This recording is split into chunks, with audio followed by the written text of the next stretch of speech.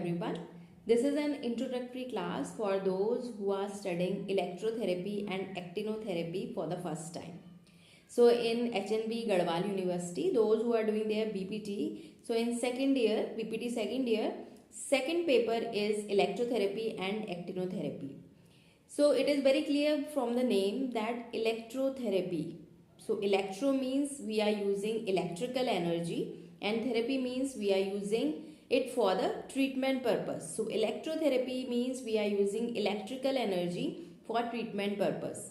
And actinotherapy means we are using non-ionizing radiations for treatment.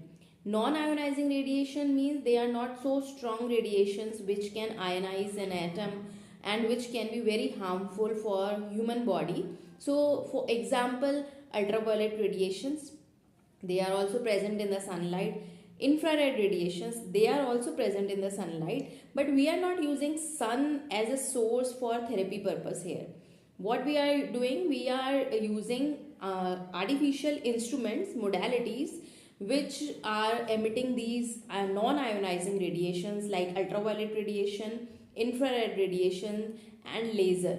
So this comes under actinotherapy. So overall, second paper means we are using electrical energy plus non-ionizing radiations for treatment purpose. If we divide it simply, so we can say that we are using electricity. Electricity is used in maximum modalities because that is the main source for functioning of any modality. But mainly if we divide our treatment patterns, so first one is electricity. Under electricity, we have divided it into three: low frequency current, medium frequency current and high frequency current. Under low frequency, you can make it out, mark it out that under low frequency we have TENS, then electrical muscle stimulator which consists of Faradic current as well as galvanic current, sinusoidal currents and HVPGS, high voltage pulsed galvanic stimulation. This is also part of low frequency current. Then second under electricity is ultrasound. Although here source of energy is sound energy because we are using sound for treatment purpose, but the main modality which is working, it is working with the help of the electricity. So that is also considered under electrotherapy. But here source of treatment is sound energy. Third one is radiation. So radiations comes under actinotherapy which has ultraviolet radiations, infrared radiations and laser therapy. Other than that, we are using here thermal agents. Under thermal agents means we are using different temperatures for the treatment. So this we can divide it into two.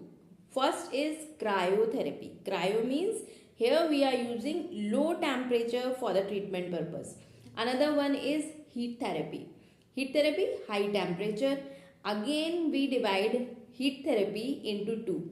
First one is moist heat, second one is dry heat. Moist heat means whenever we are using a modality which is producing sweat or moisture over the surface of the skin, that is part of moist heat therapy. For example, paraffin wax bath, then we have hydrocollateral pegs, and along with that, if we are using hot water fermentation, that is also considered under moist heat therapy. Then what comes under dry heat? For dry heat, we use different heating pads which we plug in the sockets and we put on the machine. So that is under dry heat therapy. So under electrotherapy and actinotherapy, we are using electricity, sound, radiations and various thermal agents for the treatment purpose.